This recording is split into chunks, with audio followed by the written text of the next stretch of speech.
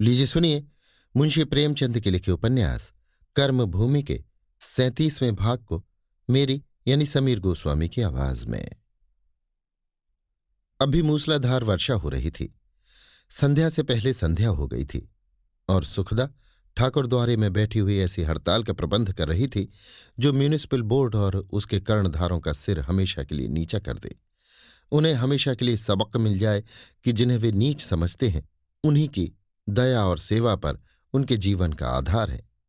सारे नगर में एक सनसनी सी छाई हुई है, मानो किसी शत्रु ने नगर को घेर लिया हो। कहीं धोबियों का जमा हो रहा है, कहीं चमारों का, कहीं मेहतरों का। नाई कहारों की पंचायत अलग हो रही है। सुखदा देवी की आज्ञा कौन टाल सकता था। सारे शहर में इतनी जल्द संवाद फैल गया कि यकीन न आता था। ऐसे अवसरों पर न जाने कहाँ से दौड़ने वाले निकल आते हैं, जैसे हवा में भी हलचल होने लगती है। महीनों से जनता को आशा हो रही थी कि नए नए घरों में रहेंगे, साफ सुथरे हवादार घरों में, जहां धूप होगी, हवा होगी, प्रकाश होगा। सभी एक नए जीवन का स्वप्न देख रहे थे। आज नगर के अधिकारियों ने उनकी सारी आशाएं धूल में मिला दी। नगर की जनता अब उस दशा में न थी कि उस पर कितना ही अन्याय हो और वो चुपचाप सहती जाए। उसे अपने स्वत्व का ज्ञान हो चुका था। उन्हें मालूम हो गया था कि उन्हें भी आराम से रहने का उतना ही अधिकार है जितना धनियों को। एक बार संगठित आग्रह की सफलता देख चुके थे। अधिकारियों की निरंकुशता, ये स्वार्थपरता उन्हें असह्य हो गई। और ये कोई सिद्धांत की राजनीतिक लड़ाई न थी जिसका प्रत्यक्ष स्वरूप जनता की समझ में मुश्किल से आता है। इस आंदोलन का तत्काल फल उनके सामने था। भावना या कल्पना पर जोर देने की जरूरत न थी।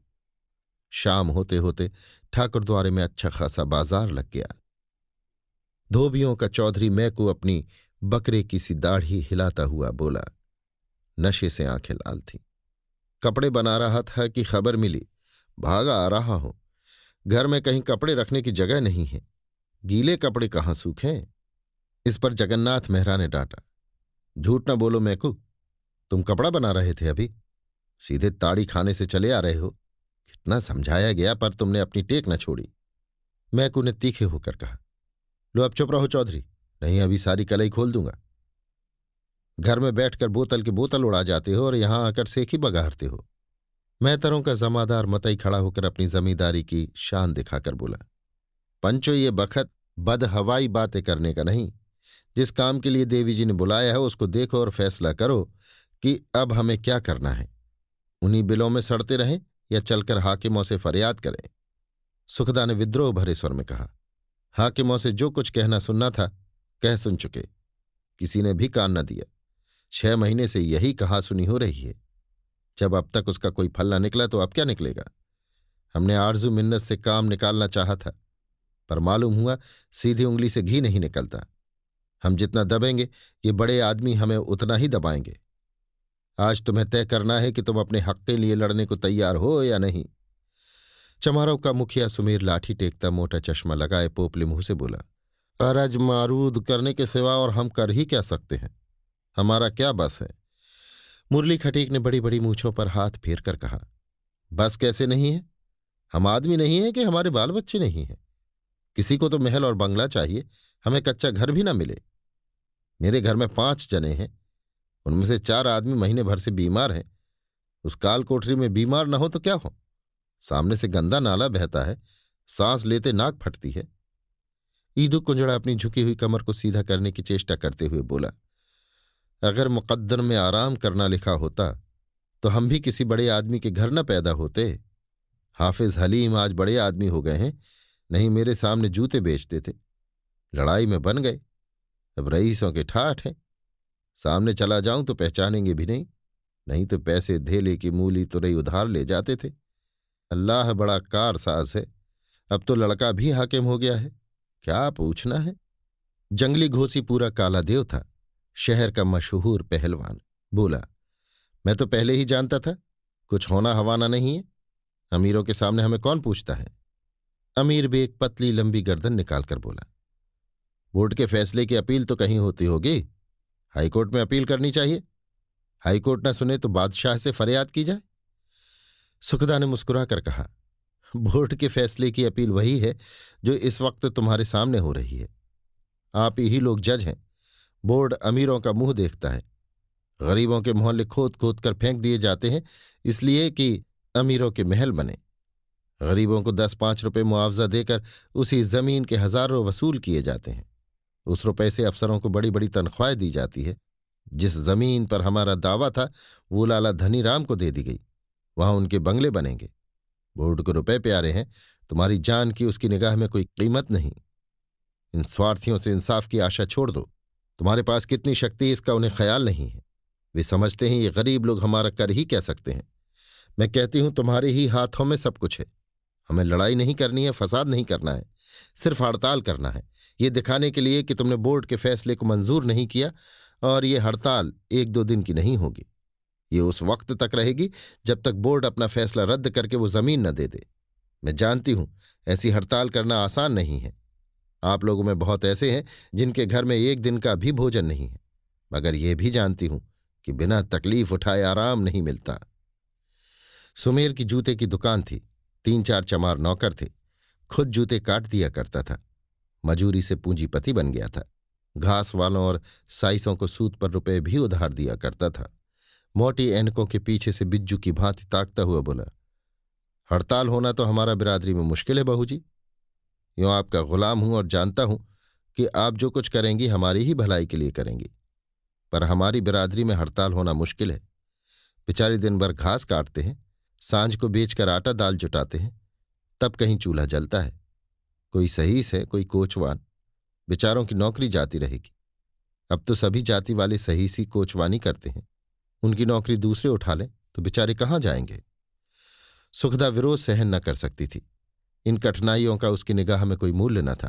तिनक कर बोली, तो क्या तुमने समझा था कि बिना कुछ किए धरे अच्छे मकान रहने को मिल जाएंगे? संसार में जो अधिक से अधिक कष्ट सह सकता है उसी की विजय होती है। मतई जमादार ने कहा, हड़ताल से नुकसान तो सभी का होगा, क्या तुम हुए क्या हम हुए, लेकिन बिना धुएं के आग तो नहीं जलती। बहू जी के सामने हम लोगों ने कुछ न किया तो समझ लो जन्म भर ठोकर खानी पड़ेंगी। फिर ऐसा कौन है जो हम गरीबों का दुख दर्द समझेगा? जो कहीं नौकरी चली जाएगी तो नौकर तो हम सभी हैं। कोई सरकार का नौकर है, कोई रईस का नौकर है। हमको यहां कौल कसम भी कर लेनी होगी कि जब तक हड़ताल रहे कोई किसी की जगह पर न जाए, चाहे भूखों मर भले ही जाए। सुमेर ने मतई को झिड़क दिया, तुम जमादार बात समझते नहीं, बीच में कूद पड़ते हो। तुम्हारी और बात है, हमारी और बात है।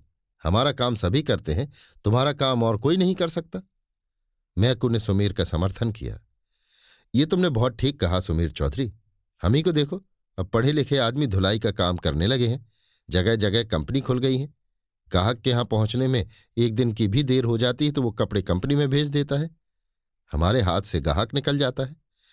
हड़ताल 10-5 दिन चली तो हमारा रोजगार मिट्टी में मिल जाएगा। अभी पेट की रोटियां तो मिल जाती हैं, तब तो रोटियों के भी लाले पड़ जाएंगे। मुरली खटीक ने ललकार कर कहा, जब कुछ करने का बूता नहीं तो लड़ने किस बिरते पर चले थे? क्या समझते थे रो देने से दूध मिल जाएगा? वो जमाना अब नहीं है। अगर अपना और बाल बच्चों का सुख देखना चाहते हो तो सब तरह की आफत बला सिर पर लेनी पड़ेगी। नहीं जाकर घर में आराम से बैठो और मक्खियों की तरह मरो। ईदू ने धार्मिक गंभीरता से कहा, होगा वही जो मुकद्दर में है। हाय हाय करने से कुछ होने का नहीं। हाफिज तकदीर ही से बड़े आदमी हो गए। अल्लाह की रजा होगी तो मकान बनते देर न लगेगी। जंगली ने इसका समर्थन किया। बस तुमने लाख रुपए की बात कह दी ईदू मियां। हमारा दूध का सौदा ठहरा। 1 दिन दूध न पहुंचे या देर हो जाए तो लोग घुड़कियां जमाने लगते हैं। हम डेयरी से दूध लेंगे, तुम बहुत देर करते हो। हड़ताल 10-5 दिन चल गई तो हमारा तो दिवाला निकल जाएगा। दूध तो ऐसी चीज नहीं कि आज ना बिके कल बिक जाए। ईदू बोला, वही हाल तो साग पात का भी है भाई। बरसात के दिन है, सुबह की चीज शाम को सड़ जाती है और सैंत में भी कोई नहीं पूछता। अमीर बेग ने अपनी सारस की गर्दन उठाई। बहू जी, मैं तो कोई कायदा कानून नहीं जानता, मगर इतना जानता हूं कि बादशाह रैयत के साथ इंसाफ जरूर करते हैं। रात को भेष बदलकर रैयत का हाल चाल जानने के लिए निकलते हैं। अगर ऐसी अर्जी तैयार की जाए जिस पर हम सबके दस्तखत हों और बादशाह के सामने पेश की जाए तो उस पर जरूर लिहाज किया जाएगा। सुखदा ने जगन्नाथ की ओर आशा भरी आंखों से देखकर कहा, तुम क्या कहते हो जगन्नाथ? इन लोगों ने तो जवाब दे दिया। जगन्नाथ ने बगलें झांकते हुए कहा, तो बहूजी अकेला चना तो भाड़ नहीं फोड़ता। अगर सब भाई साथ दें तो तैयार हूं। हमारी बिरादरी का आधार नौकरी है। कुछ लोग खोंचे लगाते हैं, कोई डोली ढोता है, पर बहुत करके लोग बड़े आदमियों की सेवा टहल करते हैं। 2-4 दिन बड़े घरों की औरतें भी घर का काम धंधा कर लेंगी। हम लोगों का तो सत्यानाश ही हो जाएगा। सुखदा ने उसकी ओर से मुंह फेर लिया और मतई से बोली, तुम क्या कहते हो? क्या तुमने भी हिम्मत छोड़ दी? मतई ने छाती ठोंक कर कहा, बात कहकर निकल जाना पाजियों का काम है। सरकार आपका जो हुक्म होगा उससे बाहर नहीं जा सकता, चाहे जान रहे या जाए। बिरादरी पर भगवान की दया से इतनी धाक है कि जो बात मैं कहूंगा उसे कोई ढुलक नहीं सकता। सुखदा ने निश्चय भाव से कहा, अच्छी बात है, कल से तुम अपनी बिरादरी की हड़ताल करवा दो और चौधरी लोग जाएं। मैं खुद घर घर घूमूंगी, द्वार द्वार जाऊंगी, एक एक के पैर पड़ूंगी और हड़ताल करा के छोड़ूंगी। और हड़ताल ना हुई तो मुंह में कालिख लगाकर डूब मरूंगी। मुझे तुम लोगों से बड़ी आशा थी, तुम्हारा बड़ा जोर था, अभिमान था। तुमने मेरा अभिमान तोड़ दिया। ये कहती हुई वो ठाकुर द्वारे से निकलकर पानी में भीगती हुई चली गई। मतई भी उसके पीछे पीछे चला गया और चौधरी लोग अपनी अपराधी सूरतें लिए बैठे रहे। एक क्षण के बाद जगन्नाथ बोला, बहूजी ने शेर का कलेजा पाया है। सुमेर ने पोपला मुंह चुबलाकर कहा, लक्ष्मी के अवतार है, लेकिन भाई रोजगार तो नहीं छोड़ा जाता। हाकिमों की कौन चलाए? 10 दिन 15 दिन ना सुने तो यहां तो मर मिटेंगे। ईदू को दूर की सूझी, मर नहीं मिटेंगे पंचो, चौधरियों को जेहल में ठूस दिया जाएगा। हो किस फेर में? हाकिमों से लड़ना ठट्ठा नहीं। जंगली ने हामी भरी, हम क्या खाकर रईसों से लड़ेंगे? बहूजी के पास धन है, इलम है, वो अफसरों से 2-2 बातें कर सकती हैं, हर तरह का नुकसान सह सकती हैं। हमारी तो बधिया बैठ जाएगी। किंतु सभी के मन लज्जित थे, जैसे मैदान से भागा सिपाही। उसे अपने प्राणों के बचाने का जितना आनंद होता है, उससे कहीं ज्यादा भागने की लज्जा होती है। वो अपनी नीति का समर्थन मुंह से चाहे कर ले, हृदय से नहीं कर सकता। जरा देर में पानी रुक गया और ये लोग भी यहां से चले, लेकिन उनके उदास चेहरों में, उनकी मंद चाल में, उनके झुके हुए सिरों में, उनके चिंतामय मौन में उनके मन के भाव साफ झलक रहे थे। अभी आप सुन रहे थे मुंशी प्रेमचंद के लिखे उपन्यास कर्मभूमि के 37वें भाग को मेरी यानी समीर गोस्वामी की आवाज में।